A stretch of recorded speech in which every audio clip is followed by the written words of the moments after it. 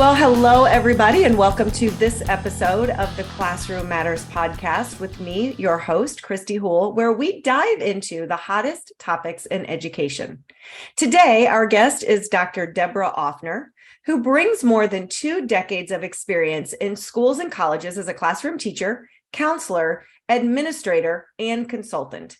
She has written a new book called Educators as First Responders, A Teacher's Guide to Adolescent Development and Mental Health for grades 6 through 12, which is a comprehensive hands-on guide to adolescent development and mental health for teachers and other educators of students in grades 6 through 12. Welcome to the show, Dr. Offner. Thank you so much for being with us.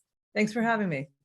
Okay, so I'm excited about this conversation, and Dr. Offner and I were chatting a little bit pre-intro about just how important this information, not just the information that's in your book, but also the information that you're just spreading through the work that you're doing, how important and how vital that is. So why don't we get started by just telling our listeners a little bit about your background and really sort of what led you into this work that you're currently doing?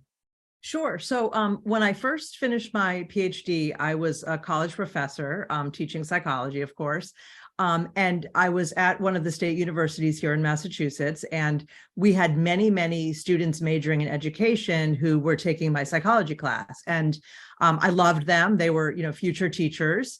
And ever since then, I've always worked in educational settings and with teachers. So I spent many years at a Boston private school where I worked with many teacher colleagues who were not only my friends and fun people to be with, but they were really the people that kids went to and kind of my sort of on the ground contact people for students. And they would refer kids to me if they needed help, or kids would confide in them if they had issues. And I found that they really were the first responders. And that was kind of my inspiration for doing the book, because so many of them had great instincts and big hearts, but didn't always have the exact skills or language to engage with kids in ways that would make them feel confident and effective. So this book is for, those people, and then anyone else like them who's working with kids every day.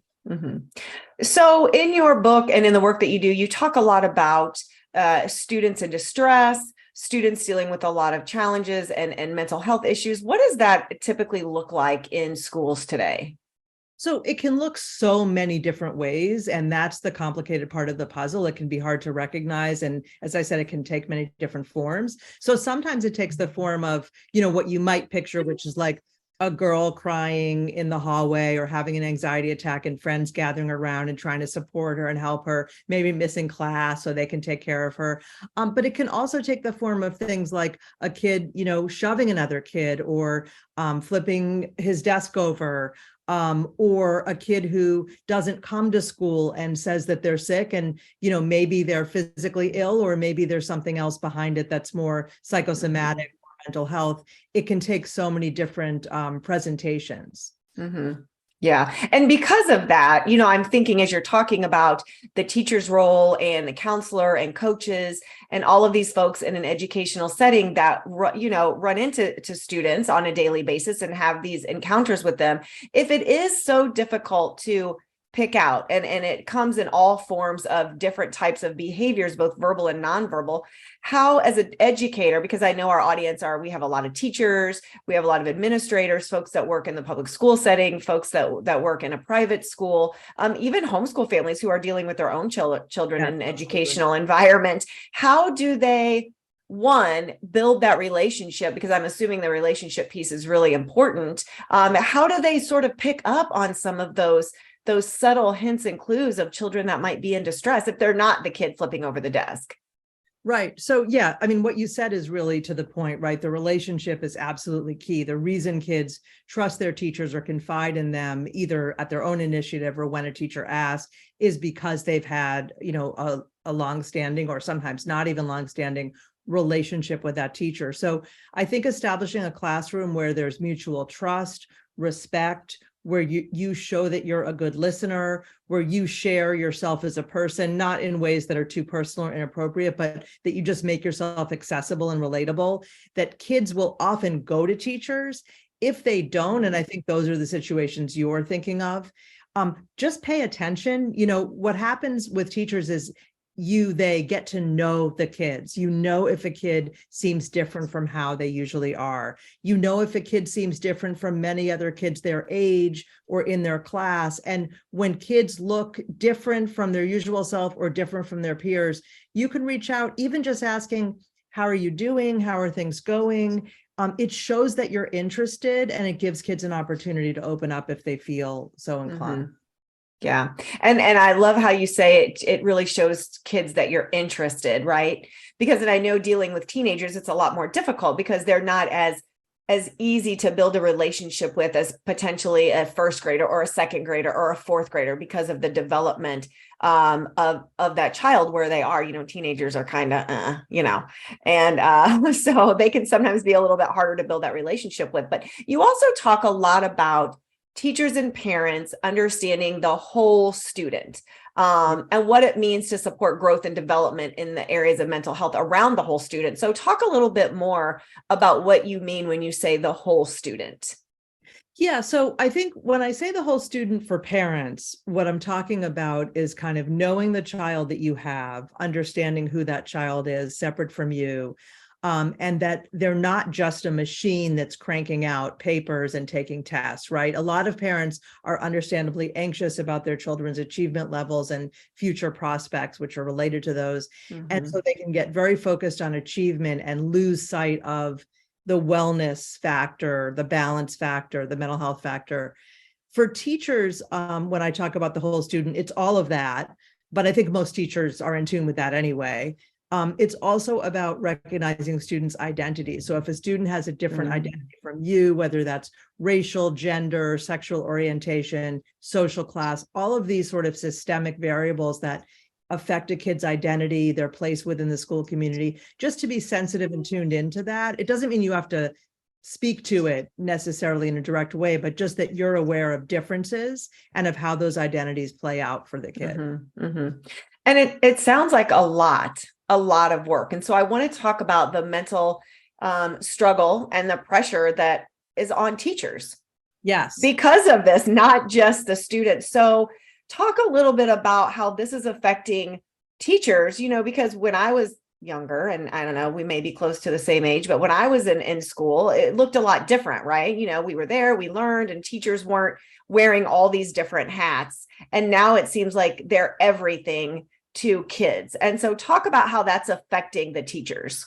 Yeah, that's a great point. And since the pandemic began, I've been doing a lot of professional development for teachers and counselors about burnout and how to prevent burnout. Because what happens is, yes, you're totally right. The role of teachers has changed on the whole, on average. And so you are sort of all things to all people. For some kids, the teacher's the only adult in their life they might feel like they can talk to, right? And so that's a huge responsibility.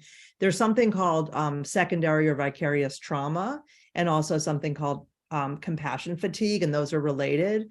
So secondary or vicarious trauma comes from hearing someone else's story of, significant mistreatment, violence, sexual assault, bad things that have happened to kids. When you're taking in that information, that affects you. It's not as it happened to you, but it can have the same sort of effects on your stress levels.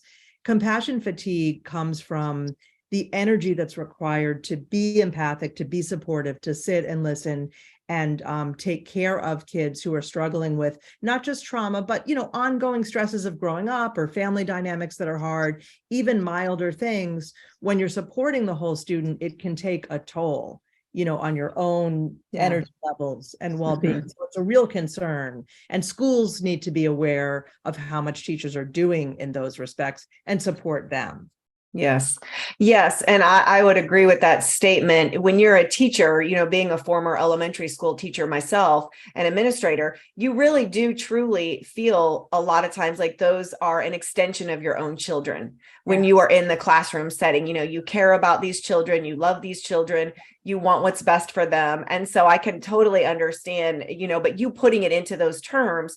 And I think, are teachers taking this seriously, and our administrators taking this seriously, and our parents taking this seriously? Or do you still feel we're in an age where, sometimes we're like, oh, they'll be fine, or it's not that big of a deal? Are we really seeking help for educators and administrators that are in these roles? Yeah, that's a great question. You mean, are schools taking seriously the concerns of teachers, or Yes. adults taking seriously the concerns of kids? Are we taking the adults' mental Yeah. health seriously? So that's a great question. I think with the pandemic, schools had to, because they were finding, I mean, teachers were terrified in terms of COVID infection, obviously, and, return to classrooms and all of that. But also teachers are burning out, were burning out more and more early retirements, people changing professions, people deciding to, start their own business and, quit teaching. I mean, there's such a loss of professionals that were in the profession, and also it's hard to attract people for a variety of reasons, but one of the reasons is the stress, and the responsibility and pressure. So I think schools have had to start paying a lot of attention, and some schools are doing a lot to try to support their teachers in various ways. And the biggest things that I find when I talk to teachers that teachers need, time is one. Any type of time, whether it's to eat lunch, go to the bathroom, go take your own child to a doctor's appointment during the day, some flexibility about your schedule, and some relief from custodial duties that might fill up your otherwise full already schedule. And also obviously money. Now, nobody goes into education to make money, but things like good health insurance, or paid time off, or in a private school, tuition benefits for your own kids. There's ways to help people take care of their lives that don't involve doubling or tripling their salaries. Now, it would be great to do that too, but I understand that's not going to happen. Do you think there's a way, and I'm hopeful that this work is being done out there, that we can get some of this training to teachers before they even make it into the classroom? Like, are there trainings like this at the university level and teacher programs where we're preparing them for, hey, this is what you're going to be dealing with in addition to curriculum and assessments and the teacher tasks? Yeah, so that's a great question. I think, at least in Massachusetts, which is the only place I've taught at the college or graduate school level, people that are in formal teacher training education programs do take classes in developmental psychology. They take sometimes a class in abnormal psychology, so it's called, or child psychopathology. But people that are coming in as content experts, which is often the case in the private schools where you don't have to have a teaching degree or license, often have no training in this stuff because they've gotten a degree in English or, history or biology, and they don't have it. I think what I would like to see with my book that I'm hoping to have happen is that, and I know I do this when I've taught college, people incorporate it into the curriculum of a class for teachers, so that teachers who are going in already have this sort of mental health training. Most teachers get it on the job, or they're just intuitively so good with kids. I mean, a lot of teachers are actually quite gifted that they kind of fly by the seat of their pants, and it works a lot of the time. But it takes a toll. I think I want people to have some basic skills and competencies that make them feel like they're equipped, to get out there and deal with things. And the other advice I would give to teachers, especially new ones, is ask a colleague, run it by someone. Don't feel like you have to solve things or handle things by yourself. Yeah, and I think that's a great point, and that's what I was thinking about when you were talking, was the support system for teachers, because the teachers and the coaches and the counselors, and it's not just teachers. And I want to make sure that our listeners understand that we are talking about all of the folks that come into contact with children throughout the school day, especially in the middle and high school, because there are a lot of different folks that are in and out of these children's lives. And the parents as well, that, we're not just focusing on that one classroom teacher, because you're talking middle and high school. They've got 6 different teachers, plus coaches, plus counselors, plus assistant principals, plus, whoever. Security guards. It's kids don't know what people's credentials are necessarily. They go to the person that's kind and thoughtful and smart and nice. And sometimes that is the security guard. You wouldn't expect it, but in fact, I know a school where that guy's a go-to. He came to one of my trainings, and it was the first time the security personnel had been invited to a professional development activity. And I thought, how wonderful, because the kids are going to him. So Yeah. And that just goes back to what you said about those folks that just have that that regardless of what their title is, that genuine care and concern. And children pick up on that instantly. Yeah. They're so smart and they are so instinctive, kids are, and they get that, right? They know, okay, this person might have this role, but they're, the nicest person in the school that I trust. I remember when one of my children, who's now graduated from high school and moved on, sadly enough, with his life.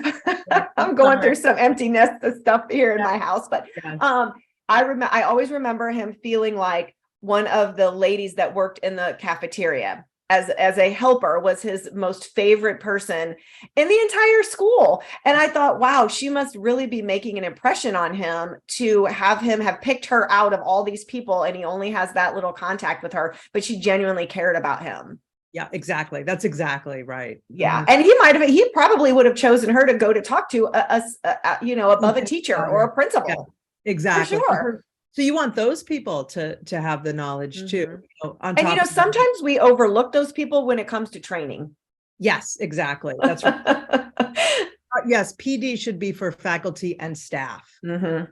Yeah. So, and I think, talk a little bit too, about the support. So if you are assisting a new teacher or a group of teachers and they really need that support system, both out of the school and inside the school, where should they go? And what are some of the kind of techniques they can use to find that support system? Yeah. So one thing that I encourage schools to do, and a lot of schools do it, is to assign mentors to new teachers.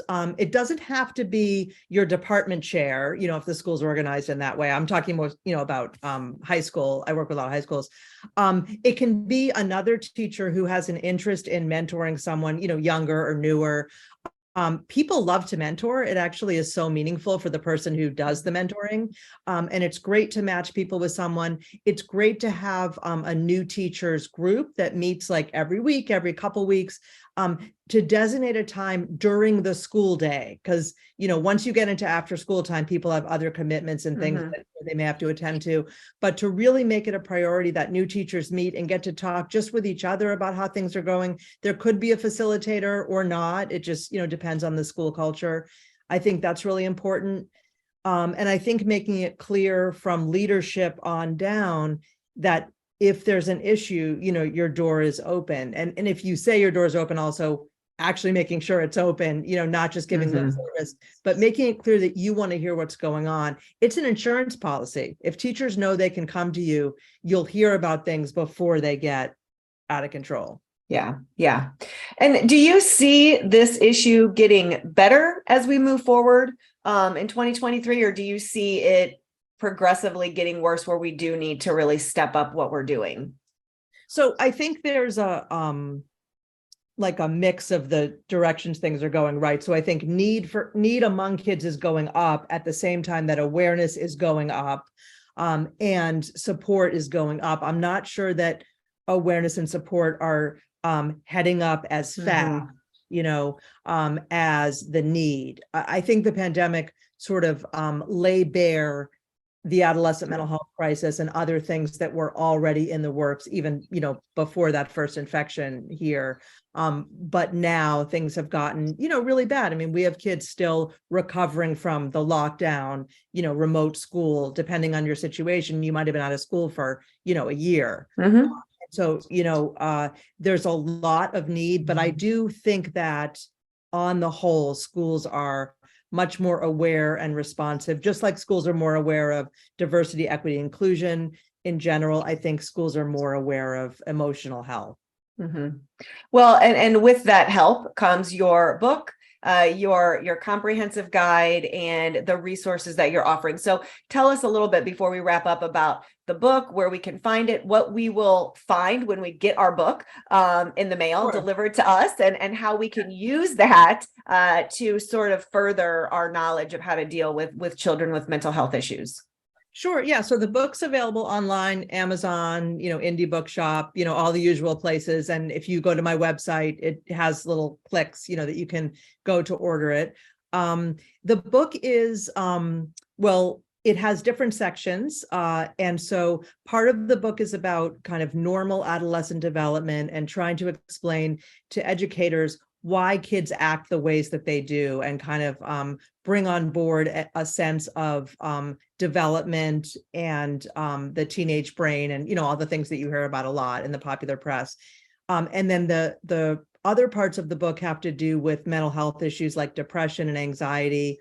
And then finally, there's a few sections that deal with identities. So race, gender and sexual orientation, social class. There's a whole chapter on parents. I find that teachers most of all want to hear about how to work effectively with parents. So I have that. And there's little vignettes based, of course, on real life examples, with a few details changed to protect privacy that you can use to troubleshoot. So like you read the vignette and then there's questions and you can do it yourself or discuss it with a group. My idea was that teachers would do it together as a group and talk about not just the situations in the book, but then that generates discussion of situations in your own school and you can help each other out. Yeah. And I love the vignettes. I've read the book and I think it's wonderful. And so, I want to touch really quickly too, before we wrap up. I know we've talked a lot about the mental health issues and anxiety and coming back from COVID, but, are teachers able to use this book when we talk about, the trauma that is affecting students around school shootings and some of the violence that's occurring in our schools and some of the things that students are seeing on social media that are potentially finding their way into schools as well. I mean, those are really hot topics right now. And I know that all the educators are trying to figure out a way to battle those challenges.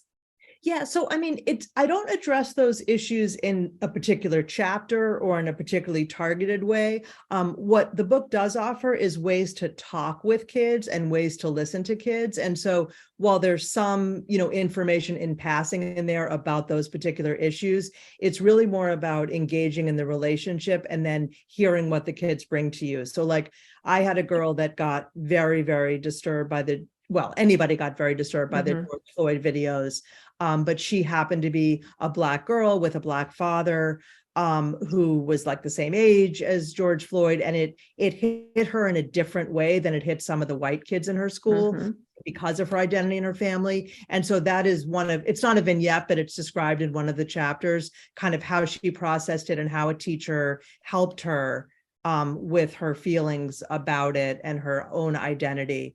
So there's a lot of tools about how to talk about such things with kids. Yeah. And that's what I love about it. Being a former educator and administrator, I wish I would have had it then, because it really does help. I think what I found that was beneficial about the book was when looking at it through the lens of a teacher or an administrator or a counselor is there's real life scenarios and situations in the book that you're addressing. And it kind of gives them a script, a guide, like you said, a tool to follow, because sometimes as adults, we aren't equipped to know the right things to say in a situation. So I think that piece is going to be extremely helpful for folks in that situation where they can look through and say, oh gosh, I have a situation very similar to the one in this book. And now this gives me a little bit of a nudge in how to approach it, what to say and how to respond to this child. And if they don't know, then giving them the help that they do need and putting them in the hands of the right person.